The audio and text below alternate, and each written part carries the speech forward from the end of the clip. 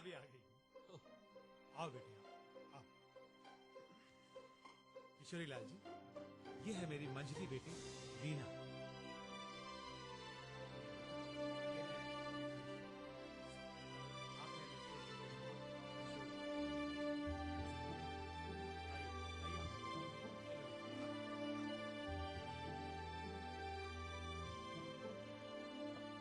बैठो बेटी। इससे काफी लंबी है। चलिए किशोरी लाल जी शुरू करते हैं। आप भी तो लीजिए पार्टी। मिथिलेश बेटा ये खाओ। मिथिलेश, अरे भाई ये दो इनको दही बड़े। दही बड़े तो आज भाई बहुत उम्दा बनाए हैं।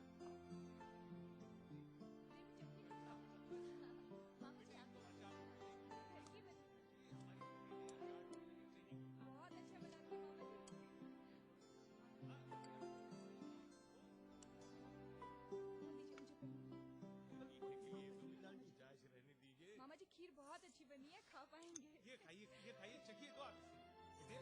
मामा जी ना वेट करिए। नहीं पहले ही है। आप भी तो लीजिए। नहीं खिलाते रहे। मामा जी ये क्या बात है? ये क्या चीज़ है? जरा मामा जी को सुनो। किशोरी लाल जी, ये है हमारी वीणा की स्पेशलिटी, राजस्थानी डिश दाल बाटी। बहुत अच्छी बनी। ये तो आटे का लड्डू लगता है। बेटी से खाते कैसे हैं ये तो बता दो। बेटा आप बताइए मामा जी को दाल बाटी कैसे खाते हैं? लाइए मैं बताती हूँ। लाइए मैं बताती हूँ।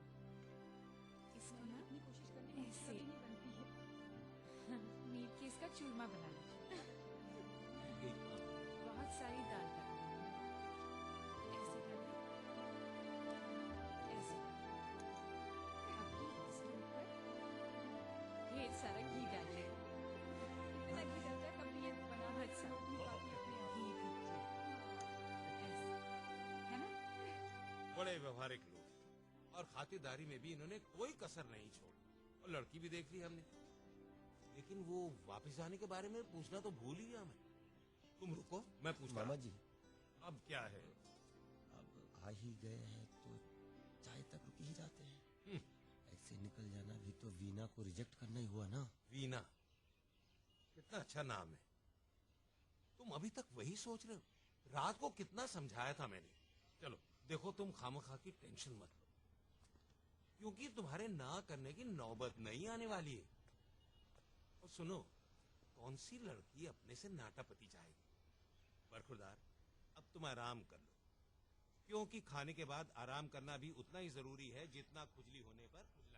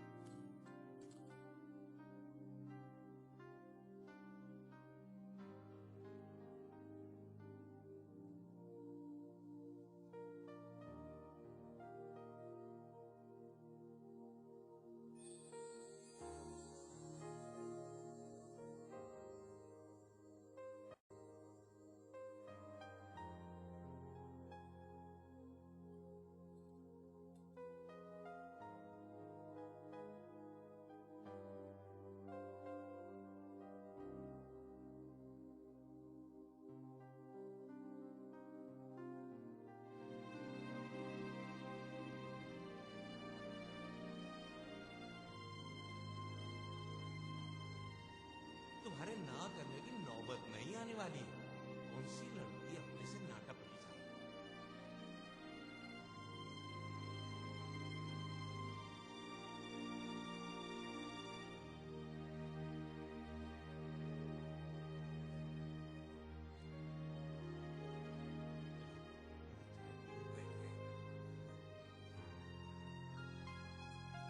कितनी देर हो गई दीदी? अभी तक कोई बात ही नहीं कर रहा है। और नहीं तो क्या, अब तक तो चाय भी ठंडी हो गई है।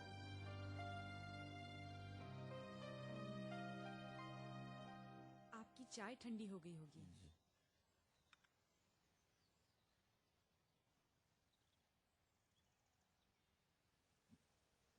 एक्चुअली मैं चाय ठंडी ही पीता हूँ।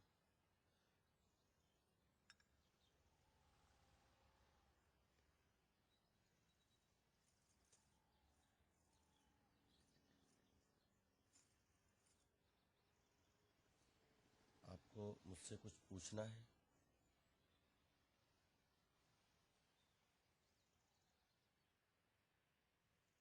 आपको खाना बनाना आता है? खाना बनाना आता है, लेकिन रोटियां गोल नहीं बन पाती हैं।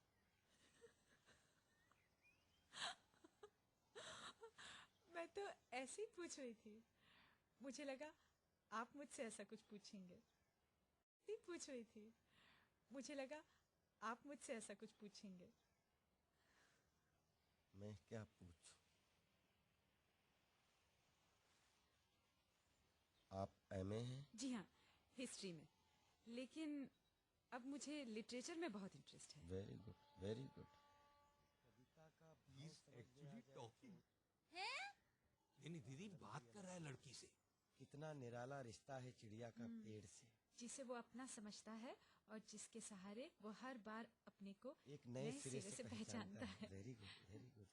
वैसे मैंने इनकी सारी कहानियां भी पढ़ी हैं, और हमारे यहाँ लखनऊ यूनिवर्सिटी में सर्वेश्वर दयाल सक्सेना जी हों, निराला जी हों, प्रेमचंद जी हों, हरिशंकर प्रसाद, तुम्हें क्या लगता है? सबके संस्करण बड़े systematic you know she is very choosy. Veena दी का कुछ पता नहीं चलता। ये तो है। उसे कैप्टन मत बनाइए, उसे क्रिकेटर की तरह खेलने दीजिए। तो मुझे नहीं ना लगता ना ना कि ना ना, आप कुछ भी कहिए, मेरा फेवरेट तो गांगुली है। Royal Bengal tiger. अब नाम से क्या फर्क पड़ता है, कुछ भी नाम से पुकार लीजिए, लेकिन कर्म जरूरी है। और कर्म के हिसाब से सचिन तेंदुलकर दुनिया का सर्वश्रेष्ठ बल्लेबाज है, क्योंकि जैसे जैसे सचिन। अरे क्या कह रहे हो किशोरी, मेरी समझ में नहीं आ रहा। यहाँ नेटवर्क ठीक नहीं आ रहा, मैं तुमसे बाद में बात करता हूँ। ओके? हैं?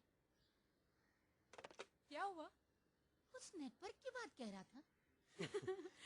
उस दिन से मैं रेनू की शादी का वेट कर रही थी। रेनू गई और पूरा कमरा मेरा हो गया। काइनेटिक भी, और वो कुछ भी नहीं कर सकती। वैसे अपनी शादी का ख्याल कभी दिमाग में आया ही नहीं। Very good, very good. फिर तो हमें एक बात कॉमन है। क्या? शादी के बारे में मैंने भी कभी नहीं सोचा। मैं तो यहाँ आने को भी तैयार नहीं था, लेकिन मामा जी